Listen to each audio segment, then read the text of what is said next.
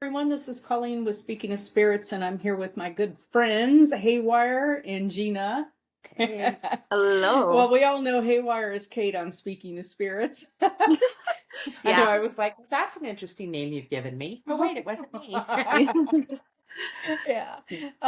We've had a massive snowstorm hit, and so we can't all be in person because I don't think you can get off your hill yet. Nope. Huh? Not yet. Not for a while. It's been absolutely bonkers 48 hours around here, and it's still snowing. Yeah. So, yeah, it's kind of like, do we live where? Alaska? Because that's what it feels like. Yeah. So, 1.5 to 2 feet of snow in some places, and it's still going outside.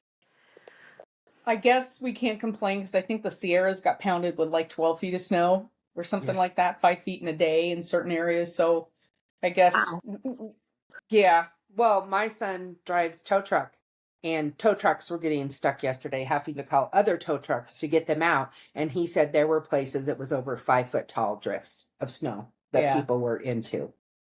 Wow. Around here? Yes. Wow. Yes. That's bananas. Yeah. So I have a friend who lives just around the corner from me, and she's always, so when she posts this, we'll have 6 inches of snow, and she'll say, like, we had 3 feet of snow, and I'm like, how does that happen? But I guess maybe it's the drifts, because she's like, it's above my knees, and my friend Linda said, is she like 2 feet tall? I'm like, no. Yeah. But it's probably the drifting, and I know. Well, and the hills, because like you're on a hill and I'm on a hill. Yeah. And it's like where we piled the snow is 5 feet tall. Right. And then the yard is 1.5 to 2 feet deep. And there was no snow a few days ago. So I know. Yeah, cleaning stalls and trying to get the wheelbarrow out the barn, and I'm like, I got about 5 feet out the barn and just gave up and dumped the wheelbarrow. Said I'll get it with the tractor later. I can't get through the drifts. So, yeah. Anyway, it's been bananas. But anyway, we are here, and today we're going to talk about our Frazer Hall. yeah. Yeah. So we did an investigation. Why don't you take it and talk about it a little?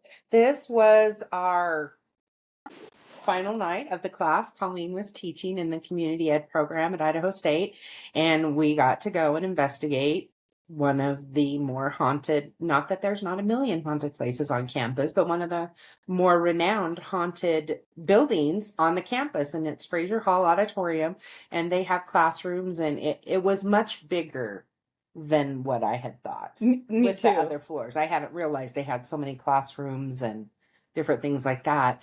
But everyone was really excited. We didn't have anything overly dramatic, except for one of the people on our team kind of got gut punched in an area where he had had some illness with his pancreas before, and he left early. That's right. And yours truly, who everyone avoids like the plague from the other side, got grabbed. So that was kind of interesting. But I would rather, I think, be us. Yeah. That was actually physically, well, especially Tim, because it caused him pain. It didn't cause me pain, but I had a bruise. And I know I couldn't have bumped into anything because it was the inside of my knee, not the outside. Like you bump the outside of your knee on stuff all the time. It was weird. Mine didn't feel painful, but it did freak me out because, like I said, usually they don't touch me, or at least not like that. How many students did you guys take in for this investigation? So there was 20 students in the class, and I think we had 19 there. Yeah. Yeah, I think there was just missing one. 2. We were missing 2. How many people from the team were there? Probably 6 or 7 or more. 7, I think. Yeah. Yeah, 7. So, yeah. So we kind of paired off with one investigator with a couple of students so that, we didn't want the students scaring each other silly. We wanted them to be with a seasoned investigator, so. Well, and the other thing is when you have that many people, it's easier to have one person contain them. So I heard footsteps. Well, yeah, it was the other people walking, down the hall kind of thing. So. Mm-hmm.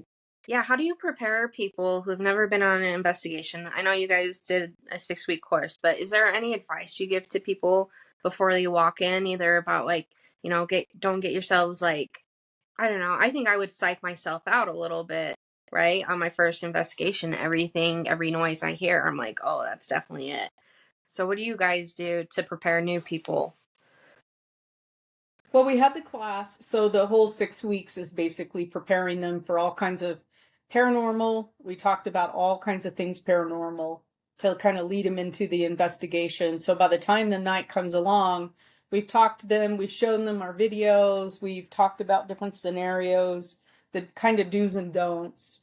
And I think they were all pretty prepared, and just nobody got scared that I'm aware of. No. Like, everybody had a good time. Well, and most of the ones that I had talked to had kind of done their own thing. They probably didn't have the equipment, so they kind of had gone out and explored, I guess. I was gonna, most of them, but also just kind of maybe informing them of it's not a zoo where you look on the outside of the bars, you're like actually can interact with things. So protection and being aware of your surroundings and who you're with and what's going on. So that would probably be something that they hadn't experienced before. Yeah.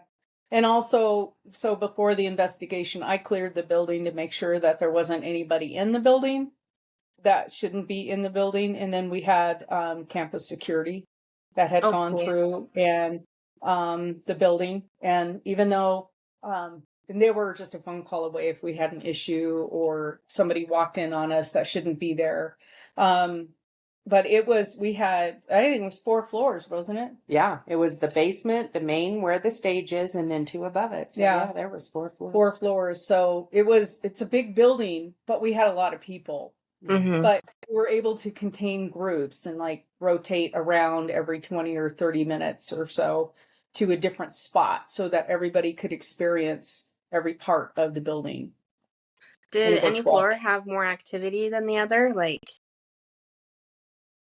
Below the stage, I think had a little bit more, probably. It was that literally below the stage where I got touched, and I believe that Tim had said he was in the downstairs, but Was it like the kind of dressing came rooms? in and took out I don't know where Tim's was. I was thinking it was. I was literally standing in front of the stage.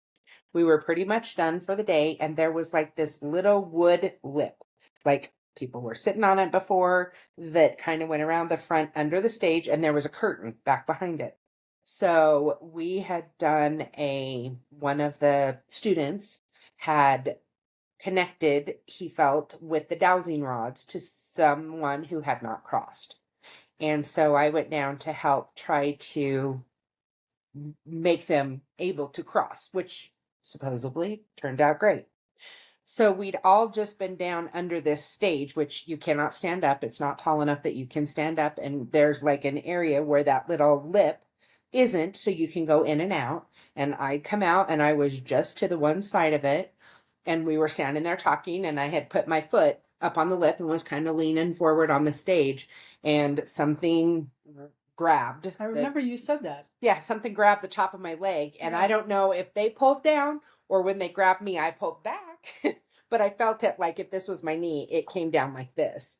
And like I said, typically I have more sensors that I feel things, and I don't know if because I'd let my guard down because we were kind of at the end, or if it was just a very quick thing, but I jumped backward, and I don't normally do that. I usually face off and be like, okay, enough of this nonsense. But I literally jumped backward, and needless to say, I didn't stand back over there again. But it was strange. That was probably, I mean, we had a little bit of activity on our equipment, but not much. So the thing is, when you get that many people, I think, in a building, things quiet down.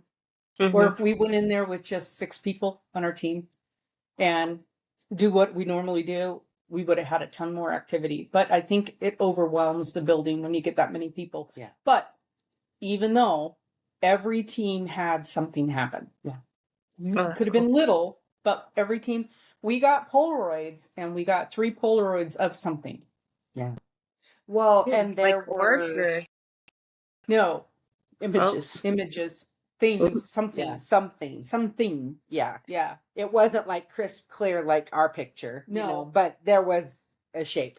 Definitely. that was not explainable by any of the pictures before Yeah. or after, or someone possibly standing and having a reflection. None of that. No, and we'll put those in the final video when we do a video for it. But it's, yeah, we did get in something that we definitely are going to add to our kit is Polaroids, because I was actually Kate with Lou, little Lou in Blackfoot. She's been using Polaroids a lot on different things, and she's getting it brings me back to old school, because my mom and I used to use Polaroids. And then, you know what I mean? So I'm like, okay, instead of going higher tech, I think we're going to go lower tech, because I think we get more. I used to get more EVPs on the cassettes, Recorders. the cassette recorders, than we do on the digital. And I don't know why. I don't understand that. Well, I wonder if it just picks up so much more. It's harder to decipher it, where the cassettes were more basic. Could be. So I don't know. But Yeah. I well, and then me trying to hear mine, I can't often hear something else going on in mine. But yeah, I think that that's a good idea. And I like when we do smaller groups of people too, because you can sit and you can have the lights down. When we had so many people, you couldn't really turn lights down because for safety purposes, Right. which is fine. And because hauntings happen in the daylight too. Right. Yeah. One of the most I don't even know. Remarkable, I guess, is a good word. One of the most remarkable encounters I had was broad daylight, the middle of the day, outside at a cemetery. Mm-hmm. And so, no, it doesn't have to be dark. But I think sometimes when it is dark inside, you can quiet your mind a little more and focus on hearing things if you're not moving versus if everybody's up moving and the lights are on and more distractions. Yeah. Yeah, and you got to remember, this wasn't a typical investigation. This was part of a class. We were teaching them how to kind of Right. use the equipment. We were letting them use the equipment more than we were using the equipment. We were giving them the equipment, like, you guys take this, take that, take this, and let's break off in teams. And they were using the equipment and having a good time. And so it's fun. It's fun because we got to interact with, the community who likes this field of work, and teach them something. And we've gotten from that class 2 people who want to start their own team. And I think that's fabulous. Yeah. Yeah. Yeah, the one is literally just waiting for their approval of a name. I spoke with really? this last week, and I love the name choice. If it's still the same, I'm pretty sure like that. Yeah, they submitted it, and they're just waiting for approval. That Submit. you're supposed to submit to the state of Idaho. Yeah, but it's instantaneous. Well, apparently, maybe not anymore. I don't know. He said he submitted the form to get whatever copyright. It's not copyright. No, it's secured. You like, for speaking of spirits, with the Secretary of State, like, grab the name, and Nightmare Road, grab the name, so that nobody can take the name. Right. Tell Paranormal, grab the name. Well, of course they can in other ways. They can say Snake River, speaking of spirits. Yeah, and that's fine, whatever. Yeah. People get weird. So, and that's weird because, and it's always good if you're going to have a team to do stuff like that, right? Get your name secured with the Secretary of State in your state.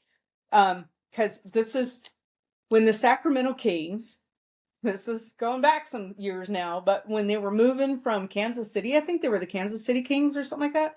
When they were moving to Sacramento, a guy grabbed the SacramentoKings.com. He secured that. Oh. And they had to pay him like millions of dollars to get that website from him. And there's what people who do that. They'll hear stuff like coming up and coming things, or trendy moves that are going to happen with baseball, football, all this kind of stuff. And they'll go and grab those sites, those websites. And then they have to, I'm like, dang. They did a skit on Saturday Night Live like that. And it was like, whatever the name .clownfart.org. Because they had to make it different to be able to use it. So never think of something to make me money, But anyway, so I think Frazer Hall was good. We've heard a lot of stories about the hauntings there, and we didn't have anything over the top that night. We did get, like I said, Polaroids. We got stuff in the Polaroids, definitely. Everybody had some sort of. Well, there were multiple people that reported if you're standing on the stage and you look up, there's a balcony above just the regular mezzanine seating. And to the left side, as you're looking forward, was a big spotlight. I saw something, and I think three I or did. four, several other people reported seeing. I saw like a shadowy, it was human shaped, Human shaped, but it was a shadowy Mhm. figure right by that spotlight. But of course, when we went up there, nothing, Mm-mm. Profound Mm-hmm. was caught. Do we know the history of Fraser Hall, like why it's possibly haunted, or it's just one of those buildings that's just notorious for it? No, and actually, I don't know, and that's a good question because I wanted to call up there and talk to the university, try to figure it out. Like, do they have a historian up there? Probably, but I would say some things that play into it are it's a block from the cemetery. Yeah, that's It true. was a block, basically a couple blocks from the hospital, just down the hill from where the hospital was. Just the fact that Pocatello has such a diverse history. We have Native American culture. We have the railroad that came in. So there are a lot of hauntings, period. Are, like you've said, the ley lines and the lava rock or the limestone. It helps to generate energy for those kind of things. Plus, people that are theatrical Yeah. tend to have a great passion for that. And the other thing was we have a lot of mediums and we had a lot of equipment. And so for the most part, I think others that may not be in that building all the time were like, oh, hey, people that can notice us, and came in because there were some people that connected others with a grandfather or a former teacher or different things like that. So I always tell people being a medium is like being the lighthouse in the storm, and you have this light, and it's like everything's like, oh my gosh, they can see me, and so things are drawn in. Yeah, that's right. I forgot that people did connect with some of their relatives that had passed on that night during the investigation. Yeah. How did that, can you tell more about that without like making it too personal? Like, Was it on your team, right? No, it wasn't on my team. It was on Andy's team and on Suzanne's team. But I wasn't trying to do that either. I went there to try to see what was going on there and to let them see if they could notice. So I was coming from a different angle. But yeah, I don't know. I wasn't on the teams where that happened, but one, it was a grandfather that came through. Katie, that is Suzanne's daughter, had a spirit that visits her in the rendezvous come down, and we've had it when we did the house over on Harrison, that it came across, and when you were at the Yellowstone it came. So there are, okay, so this is my scientifically documented not theory, that there are entities that have chosen not to cross, and they're free roaming. They can go places and do things, and then there's those that are stuck. And by stuck, like the person that I was helping to cross, thought they passed in Fraser Hall. I didn't feel like they had, but again, the hospital was just up the road. I'm thinking that maybe they fell or they got hurt or head trauma, and that was the last conscious place they remembered. But they probably passed on the way or at the hospital, kind of a thing. So there's lots of different variables. And again, how do you scientifically, other than knowing, you can look if people have died there or whatever. But we do, like I said, it's the biggest cemetery. There isn't another cemetery in town, actually. I mean, there's the two right next to each other, like a half a mile, quarter of a mile. And then Yeah, the the hospital. one down by South Fifth by Yeah. Maverick. Yeah. Kind of, and then, yeah. Yeah. And then the hospital was just up the road. So. Yeah. Yeah, so it's an interesting place, and let's not forget it was also the hunting ground of the infamous Ted Bundy. Oh yeah. So apparently he took a girl off campus. So just up that same hill. Yeah. So there's a lot of things that have gone down on that hill. So yeah, it's interesting because being a student there, like I think every building I have heard has some sort of activity. And so I don't know if that's typical of universities where there's so many people that come and go through, and so many, like, you know what I mean? Like if it's just a hot spot for all that energy or what it is to it, or if that's something that's more Idaho State to be haunted. But well, My husband, first husband, was a security officer on campus for 7 years when we were married, back in the 90s. And there were buildings because they had to go and check throughout the night. They would drive through campus and then they would go and check each of the different buildings, make sure doors were locked, blah, blah, blah. There were places where they had to have another person. And it wasn't that anything horrible happened, but the door would shut and lock behind them. And then their radios wouldn't work because they were in the basement of this huge brick building. So they always had to have other people. And there were places, I have had friends that were like custodial workers there. And you worked the floor with other people just because strange things happened. And Right. that has been pretty universal on campus, depending on the different buildings. But yeah, there were a couple, 2 or 3 buildings that it was like you don't go in there alone just for security because they had people locked in the building until the next day and someone found them. I did forget, and I mentioned now that so we were using the equipment for a couple of nights in our classroom, Mm-hmm. and we came and the students used the equipment in that building. Mhm. So we were in the College of Technology building for the classes, and so one night when they were using, there was names that they came up with, right? Well, those names they came up with again in Fraser Hall. Oh, and well, again, it's just all right there. Yeah. So when they were doing either, EVP sessions, those names came forward again. So that was pretty interesting. So I think yeah. it's interesting that the spirits can move about, because when you like watch a movie, like they're stuck in the house and like it's just crazy to me that you could have one pop up in multiple locations all over. It makes sense, but it's something I wouldn't Well, have thought about.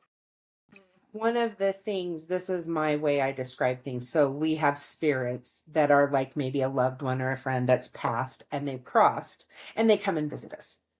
So they like grandma shows up when you're having a hard time and sits with you on your bed or whatever like that. Then there are the ghosts, and that is what I consider more they're stuck where they passed. Most of the time because they're afraid to cross over because they probably were not great people or they did bad things and they don't want to deal with what they're worried is going to be a consequence of, going to hell or having penance or whatever for their behavior. And then there are those who choose not to cross. And we have found that, especially with houses that have been on an acreage. And maybe that farmer that homesteaded that put his blood, sweat, and tears into that land, into that home, into everything. And he doesn't want to leave it. And so I think there's different, and then there's the non human kinds of things because we have Native American stuff. So there's lots of different variables. But yeah, no, they're absolutely like the grandparents visiting the students that were there, and like the spirit that was up this area suddenly is down in this area, so on and so forth. And there was a lot of like former teachers that came through that I don't know that there's even like a history of Dr. So and so haunting Fraser Hall, but he came and said, I'm Dr. So and so, and I taught here because the university's over 100 years old. Mm-hmm.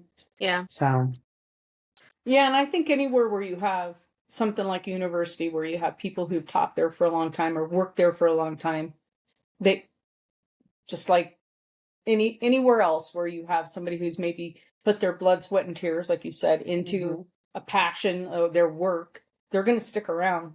yeah. They're going to stick around, whether it's the university or the military with their ships and their aircraft, whatever. I mean, yeah. But Was we there, had a lot of gifted people in the class, and so they were drawing people to them. So, that's really cool. Do you have Yeah. another class coming up? Yes, the first Friday in May, it's when it starts. So the mailer comes out. I'm not sure exactly when, but Should be sometime soon because it's usually a few months ahead, isn't it? I think so. Maybe 2 months to 6 weeks ahead. And I pared the class down to 15 people. It's about as low as I can get it for the school. And because I think 20 was the class size really doesn't matter. You can have 200 people in the class. It's the night in the investigation that makes it hard. Right. So yeah, just bringing it down, even 5 people might help a little bit on the night of the investigation. So, Do you know where Yeah. your next location is, or how do you and the university determine that? I just ask. Just ask. I think the students wanted Fraser Hall. And Uh-huh. so I asked and they let us do it. So I'm hoping that if, also because this next class is going to be in a warm season, right? Hopefully. Mhm. It stops snowing because it's still snowing. Um, I want to do some more outdoor things with this group. Oh, that'd be cool. More outdoor use of the equipment around the campus to get them used to it, and then maybe take them a couple of places that I know locally outdoors that has activity. Mhm. Maybe we'll meet there one night, and instead of having class in the classroom, we'll all go there and meet there. That kind of thing. That'd be so cool because I've done like the haunted places in Pocatello, like the top 10, and like go tour around. That would be cool to kind of do something like that. Yeah. Yeah, I think it We would have be a fun. huge haunted history Yeah. in our Yeah. town. And like I said, there's been a lot of history that would contribute to that. Like the railroad, and we had the prohibition, and we had prostitution, and we had Native American, and just all of those kind of things. Plus, it was kind of the Wild West. I mean, really and It truly, really it was the Wild West. yeah. Yeah. And but we were a part of Oregon Trail, and we were a part of the pioneers from the LDS faith coming through. There's been a lot of, even though it's still pretty rural. I mean, we have some big cities in Idaho, but we're a pretty rural state. That there's been a lot of things that have come through, and a lot of Well, tragedies as put it well. in perspective. The whole state of Idaho could fit in the county of Sacramento, That's so the crazy. population. So that's what I mean. We are, even though everybody's like, oh, we're growing, we're still really small. And we will stay small because about 70% of Idaho's federal land. Yeah, It's there's- BLM or Forest Service, so it cannot be built on, Yeah. which is good in that it can't be developed and it's the land for people to use. It's multiple use land, right? So we can go out and enjoy this land. And it's a prime example in Pocatello, right? Because you have the benches that are built, but that top bench where that top house is, you can't Mhm. build above that because it's either BLM or Forest Service. Otherwise, they'd be building it would be Yeah. built. So having that public land kind of landlock everything in is keeps us small. And for people who have worked or lived around those large cities, and we don't want that, Idaho's the perfect place, right? Yeah. So, except for the winter. Yeah. There's a lot of Except people for that the really last, love 48 outdoor hours. activities in the snow, and my favorite outdoor activity in the snow is being indoors. Yes. It's so horrible to have livestock in the snow. Yeah. It is so horrible, even though they have a barn, and it's so horrible to deal with livestock in the cold temperatures and the snow. And it's just, Well, not only that, then that becomes the easier hunting ground for predators too. oh yeah. Mhm. The coyotes So- have been crazy the last few nights. Crazy. Yeah, they'll So wake me up at 2 or 3 a.m. just hearing them all talking. yeah, coming in, yeah, and it's fine as long as they're staying out there. But I've had them come in, trying to come in, and to the property. And I'm not sure Banshee would, although maybe she would. She's starting to get that attitude of this is my property. But Daisy, my other bloodhound, this was her property, and she would slam the gate and try to and scare off the yeah. Wow. And she was twice the size of Banshee. She was a That's 140-pounder. She's a big dog, and she'd slam that gate, and the coyotes would take off because she's not having it. But they want to come in and get the goats, Yeah. you know. So that's why the goats they don't leave the barn, even in they come in at night. They won't leave that barn. So It's also warm. Yeah. well, it's warm, and then I think they think that the donkey's going to protect him. And the donkey's the first one to end up in my bedroom, scared. But yeah, so anyway, Fraser Hall, getting back to Fraser Hall. Fraser Hall was really fun. We will probably be back there again with another class, I'm assuming. I think everything went well. I didn't hear anything from the university saying that we've broken something or something went horribly wrong and never come back. So I think it'll work out for the class as being one of those spots that we can be at. But there's so much on that campus that's has activity that will probably as these classes keep going.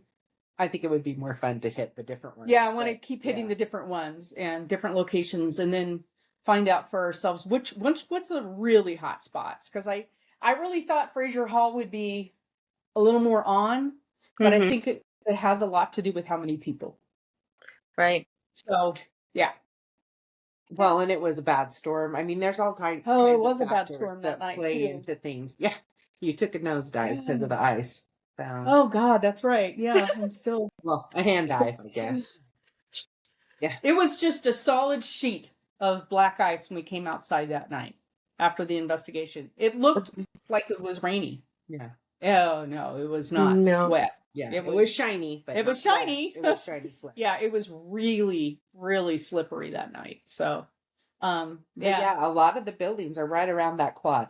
There's like Gravely Hall, and there's like the museum building. What is Gravely Hall? Is that Gravely Hall was a former dormitory, and now they have offices in there because I believe, and I could be totally wrong, but if any of you know and can validate that, there were suicides. They would do summer schools, and students would house in there. And I had heard, this was my first husband who was working security, that there had been 2 suicides inside the dormitory, hanging themselves. Yeah, so I worked in Gravely Hall. That's what I did for my job during my time at university, and it's I definitely that's probably one of the first times I really was like, okay, maybe there's something to ghosts and spirits because I really didn't believe in it before then. But yeah, it was dormitories, and I don't know if they have it listed down, but everyone in there talks about how there were 2 suicides in that building. So, Uh, And I'm sure there have been suicides and overdoses and more than that building. yeah. Just because there's so many students, and like I don't know during the school year, but I do know this was a summer program supposedly. This is the story I heard. It was a summer program, and so it was troubled students or students maybe that had fallen behind in school and they came up there for something. But yeah, that's an unfortunate part of everywhere, not just the university, but I think with all the people and all the stone buildings, I think that is a big part of it. The stone holds that. Whether it's an actual live, and live is a bad word, an interactive haunting or residual, that stone holds that energy. And it has to be a very traumatic moment when someone chooses to take their life. And so I would imagine that energy would be something that would stick pretty strongly. And again, like I said, a block that way is the cemetery. A block up the hill was one of the main hospitals that had been around forever. It was the Bannock County, or the, what was it called? Bannock Hospital? I Bannock think it was Hospital. Bannock Hospital. Yeah. So speaking of that, you brought up that the types of hauntings, and I think Fraser Hall had both of them that night. We had residual, and we had intelligent. Something grabbed your leg. That's Yeah. intelligent. Yeah. That's an interactive haunt, right? Where residual is Maybe the shadow. the up by shadow. the That's what I was spotlight. thinking. The shadow and the spotlight, or those footsteps that play out every night at 2 a.m. in your house. Going up and down the stairs or something. That's a residual energy that's playing at Like a stuck loop in record. time. Yeah, a stuck record, and it doesn't interact, and it never changes its pattern. It's just always the same, and there's no interaction. But if something's touching you or moving something in your house, that's interactive. That's an intelligent haunt. At least that's what. Right. Yeah. We define it as best we can. yeah. So yeah. Anyway, but I think this was I like this topic. I always like talking about the investigations because they're all different, and you never know what's going to happen on them. I also love the honesty. I feel like some groups out there will just play up everything, not try and debunk everything.